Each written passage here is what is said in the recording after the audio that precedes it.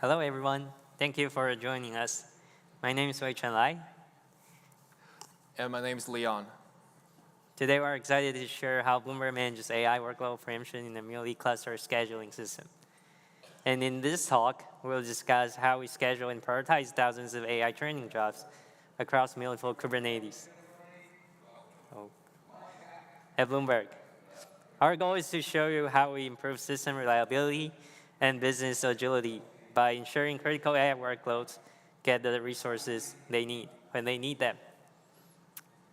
Let me start by outlining the roadmap for today's presentation.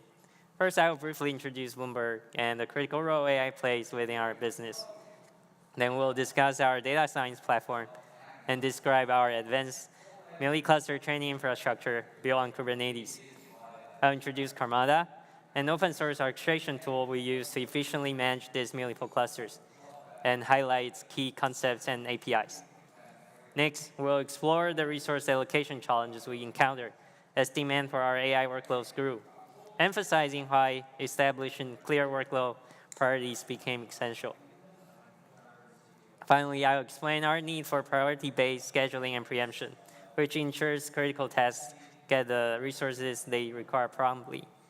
At that point, I'll hand over to Leon, who will dive deeper into the implementation details, share our experience and insights, and outline our community collaboration and future roadmap. So to understand our challenges, it helps to know a bit about Bloomberg. Bloomberg is a global financial technology company known primarily for the Bloomberg Terminal, widely used by financial professionals. The terminal provides real-time access to market data, news, analytics, research, and communication tools, enabling informed decision-making, handling vast streams of data daily.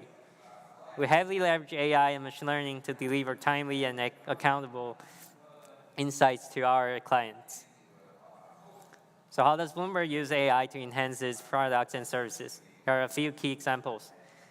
For extraction, we use AI to parse financial documents and news articles, accurately identifying and linking important details like companies, prices, and dates.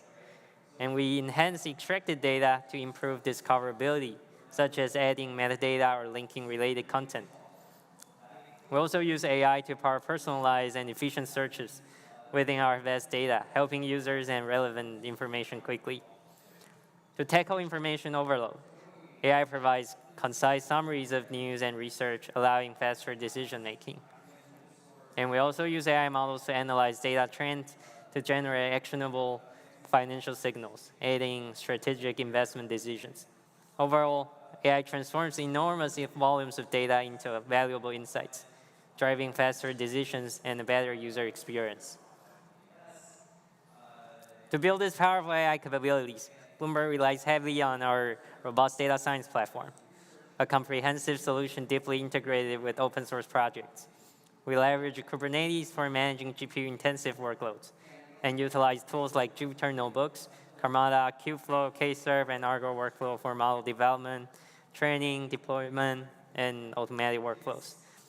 The open source ecosystem is foundational to our platform's success, allowing our ML developers and data scientists to quickly and reliably deliver innovative solutions.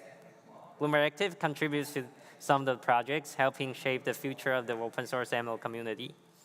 In short, our data science platform is a central open source power asset that empowers Bloomberg's teams to rapidly build, deploy, and scale AI-driven products. So one core component of our data science platform and the focus of today's talk is Bloomberg's training infrastructure, where all our AI model training occurs. We operate an on-premises bare metal Kubernetes infrastructure, specifically optimized for GPU-intensive AI training workloads. Using Kubernetes, we standardize how we schedule, deploy, and run thousands of containerized AI training jobs each day.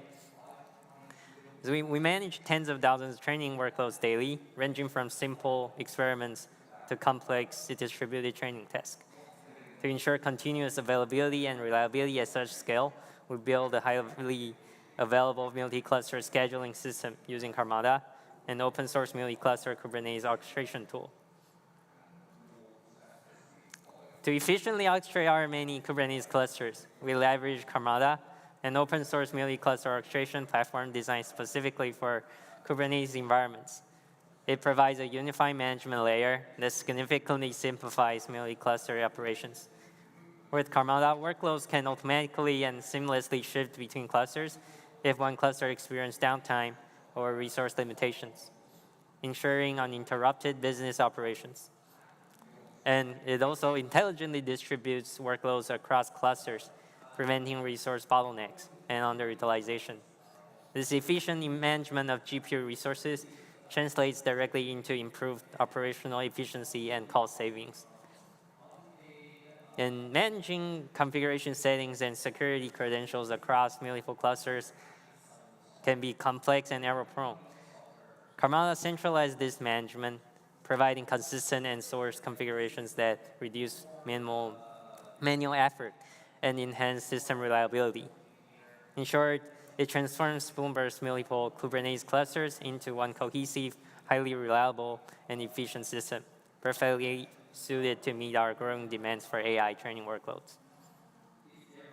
And to help you better understand the upcoming sessions, let's quickly review the core concepts.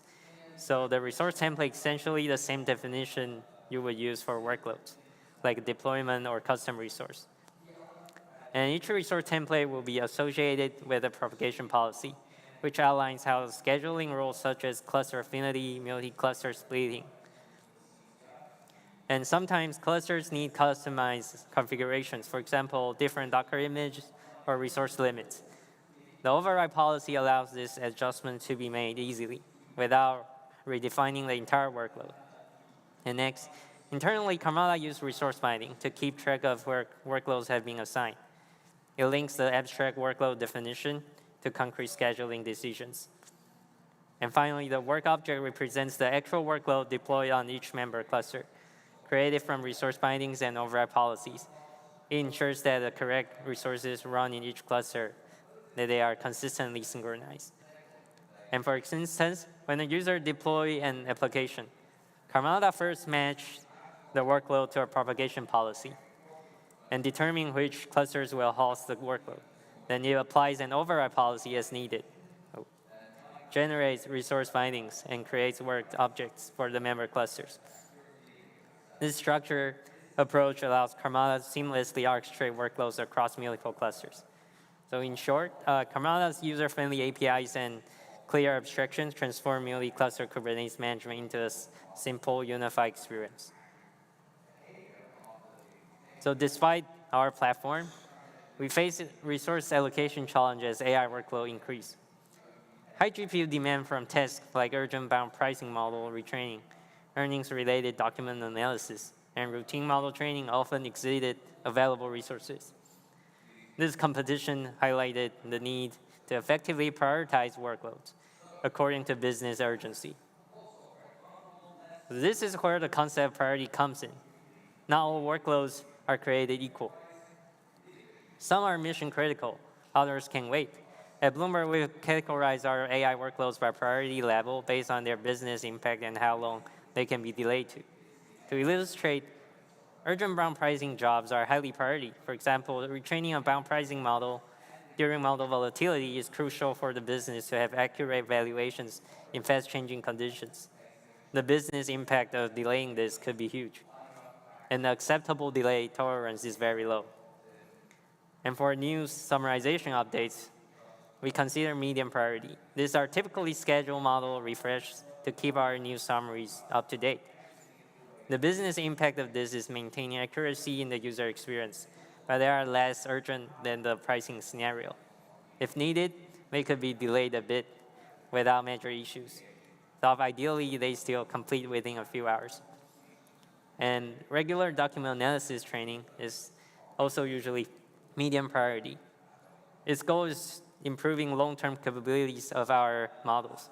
The impact on the business is more long-term and not immediately visible to customers. And for the research and the development experiments, those are typically low priority. Those might be the exploratory model training runs by researchers, and they can wait days or even weeks if the cluster is busy with more urgent work. So by assigning work priorities like high, medium, and low to workloads, we align our resource scheduling with business needs. High priority jobs should get access to GPUs sooner, even if that means telling some lower priority job to pause or move aside. Low priority job, the lower priority jobs can use the leftover capacity when the priority job is done or if the cluster is idle. This way we maximize business value and critical analytics get done on time. And we still utilize any space capacity for less urgent tasks. So given these challenges, how do we solve this issue of important AI jobs such as urgent bound pricing model, getting stuck behind less important ones? Next, I will hand over to Leon to talk about how we tackle it. Thanks, Wei-Cheng. So before we dive right into the priority and preemption details, let's quickly review some terminologies that I'll use for the rest of the talk. So I will be using preemption and eviction interchangeably to refer to kicking out a lower priority job for a higher priority job. And also will be referring to workloads as either Karmada resource bindings or just bindings in short. Finally, for the context of our discussion, we're assuming that we're working with a single Karmada scheduler orchestrating over workloads over multiple Kubernetes clusters. Traditionally, Kubernetes and earlier versions of Karmada schedule workloads on a first-come, first-served basis. While this is very straightforward, first-come, first-served scheduling often delays critical workloads when resources become scarce. So what we really need is a priority-based scheduling to ensure that urgent tasks are prioritized, as well as a preemption mechanism that allows higher priority jobs to reclaim resources from lower priority jobs when necessary. And together, these two features will guarantee critical workloads to progress even when resources are limited.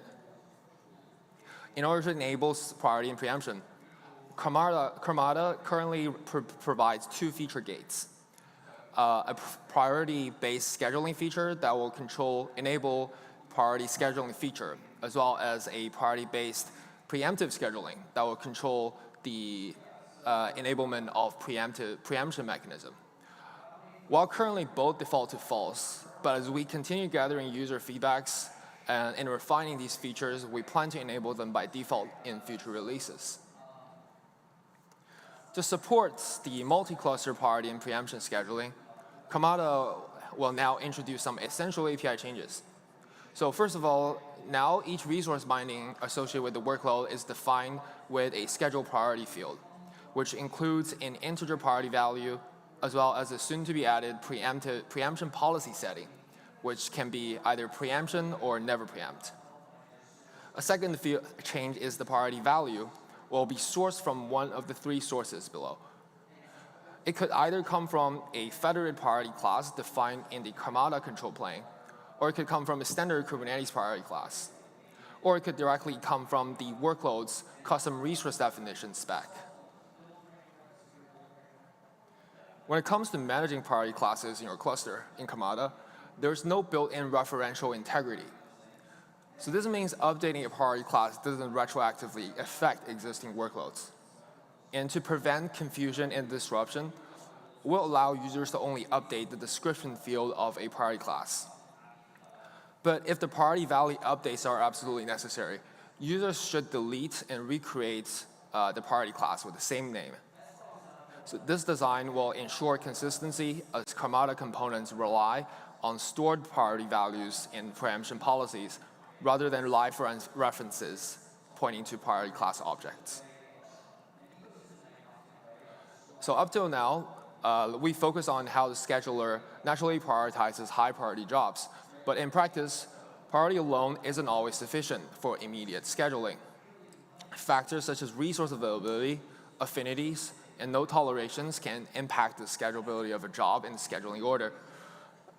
So this added complexity means that priority itself won't solve every scheduling challenge, and we need an additional strategy, which is for high priority jobs. And this is exactly where preemption comes into play. However, it's crucial to emphasize that preemption or eviction of low priority bindings is always considered as the last resort. So our goal, first of all, is to preempt as infrequently as possible, while making sure that high priority jobs get scheduled as soon as immediately. And in other words, that means preemption only kicks in when a high priority workload has no available resources, and evicting the lower priority jobs we selected will explicitly free up sufficient resources. And when preemption becomes necessary, a second objective is that we'll aim to disrupt as few jobs as possible. In practice, this means our scheduler will always try to minimize the total number of evicted workloads. In the diagram below, you can see if a high priority job requires 2 GPUs, the scheduler will prefer evicting a single lower priority job in the middle that's already consuming 2 GPUs rather than disrupting multiple smaller workloads, each using 1 GPU. So this careful approach will allow us to balance efficient resource usage with minimum disruption to our users, while also guarantee that the high priority job gets scheduled immediately. Now, given our emphasis on minimizing the disruptions, there's also another important thing. We should only have a single Karmada scheduler or other scheduler performing the preemption decisions. When there are multiple schedulers that are allowed to preempt independently, they can unintentionally trigger round-robin evictions, and this repeatedly preempting each other's workloads. And this will create instability and is especially painful for machine learning jobs that have lengthy code start times. So to prevent this efficiency, make sure we only use a single scheduler that enables preemption. Now let's quickly walk through the end-to-end workflow. Imagine you're submitting an urgent workflow, which, for example, a bond pricing model.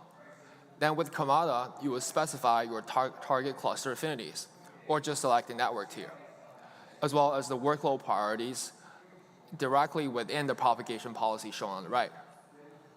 And then Karmada then immediately places this high priority workload at the very front of the priority-based scheduling queue, guaranteeing it's considered first.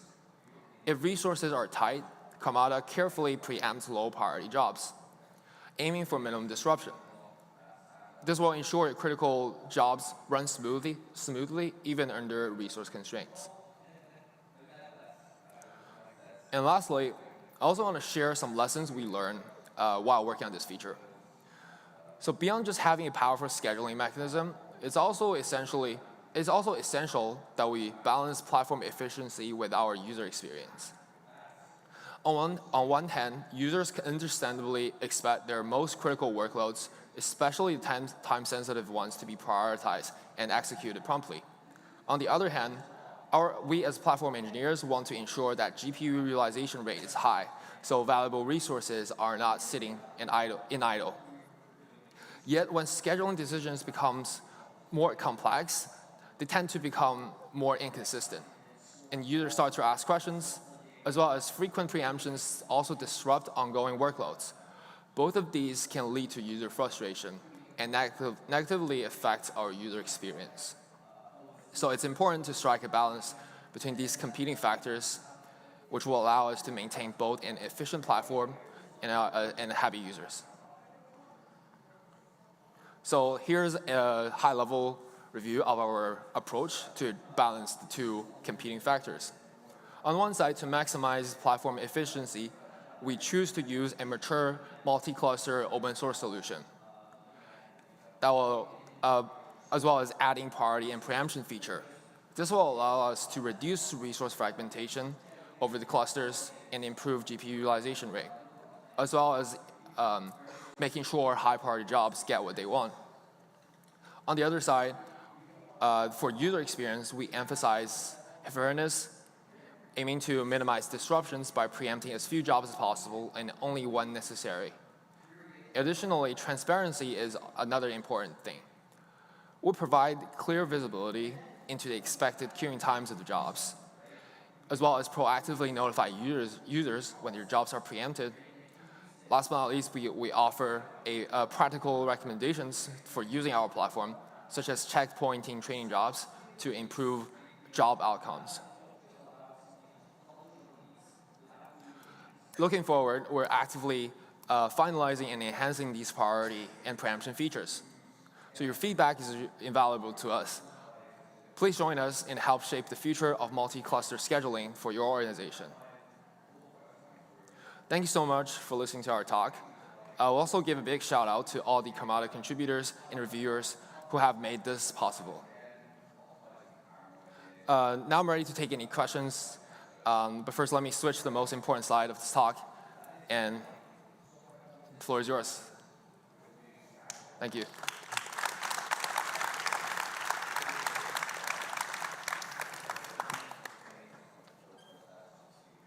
Hello. Thank you for sharing. I have one question. I think like Karmada only responds for distributing the job for clusters, but not like I have a very big ML job want to do. It's not able to merge different GPU on different clusters to run my job, right? Okay. Yeah, I see the head nod. Thank you. Yeah. Currently, it only supports jobs in one clusters. Oh, you mean one cluster is supported for jobs? No. Yeah, so for scheduling the jobs, it will be only scheduled to one clusters. So it's not like syncing from multi-clusters. Okay, Yeah. so I wanted to ask how to resolve data locality problem on the management clusters. So training workload does work for, so data gravity matters, right? For training workload. How to Karmada management cluster resolve the data locality for the training jobs? Are you talking more about like data set, or are you talking about? Data set. Okay. Data set. Are we going to take this? Okay. Oh, Does this mic work? I think for, yeah. Yeah. That's for. Actually, within Bloomberg, our solution is that we cache the most important model in the local node. We have very large, like NVMe disk, so we have the model cache mechanism. Like it's also a controller based on the Kubernetes controller native way to cache the user's data set on the local disk. So it makes sure they have very quick startup time, but not for all the. But we don't like cache all the checkpoints. Okay, Yeah. thank you. Hi, thanks for the talk. Do you also consider the expected runtime of the job before you preempt one? Like, is the user able to say, like, I expect this job to run 1 hour, and then 45 minutes within the job you preempt it? So can you predict or allow the user to specify how long he expects the job to run, so that you don't evict something that is just running or has an expected runtime of 5 minutes? Yeah, I think that's a good question. We don't have any sort of like to completion time, as I think users felt it's harder to provide a really fine-grained evaluation. So they can say, okay, this will run for like a week in an expectation, or they will be like within a day. Yeah. But no, it's harder to provide any more fine-grained estimation. Yeah, maybe you can train it from, like, have a heuristic that creates like an expected runtime, or maybe penalize people who will expect or who classify their job as running for 1 hour and they only run for. Yeah, we're actually thinking about that. Maybe if a user provides a to completion estimation, then we'll prioritize their jobs since we know when they will finish. Okay, cool, thanks. Thank you.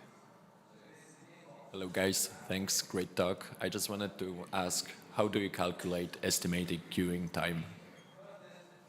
That would be a running average of all previous jobs submitted using the same GPU size. So for example, 4 GPUs, we have like an accumulated average. Okay, so average based on historical data, right? Yeah, basically. Thanks. Hello, thank you for the talk. I have one question. The preemption is based on the time allocation, and I presume you have hundreds of teams who you are supporting, right? There's always going to be kind of resource crunch, budget crunch across many clusters that you are deploying. So how do you tie this back to your cost model and cost efficiency model? Is there a way you can actually also tie that back?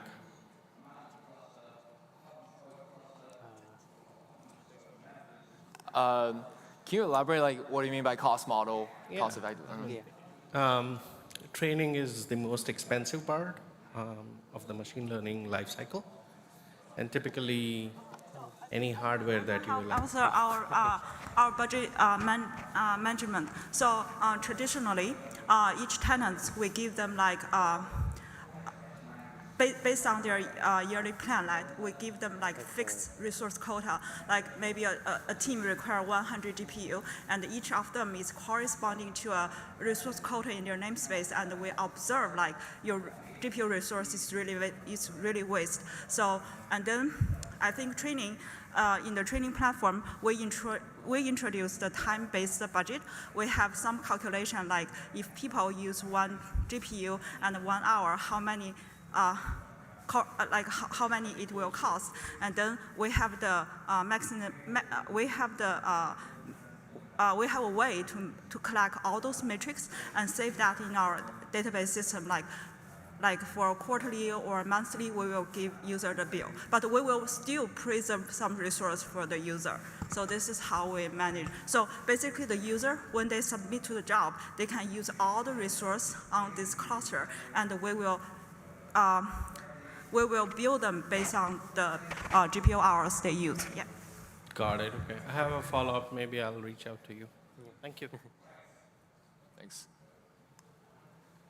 I was wondering if, in terms of serving priority, you also have these sort of scheduling use cases for inference, whether you have some high performance, and if you can talk a little bit about that, and if you're also thinking about Karmada for that or some other approach. Yeah, exactly. Karmada is started off for like long-running services and applications. So that's exactly why we're kind of finalizing our preemption design. So we already have a preemption mechanism running in production for like ML workloads that run to completion. So we want to make it work for both jobs and workload and services.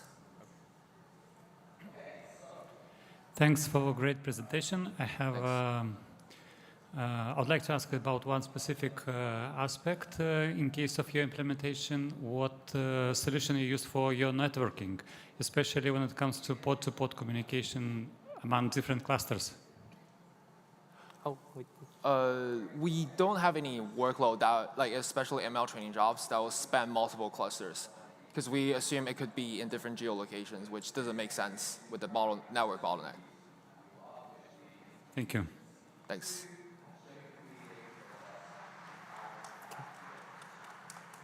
Thank you so much.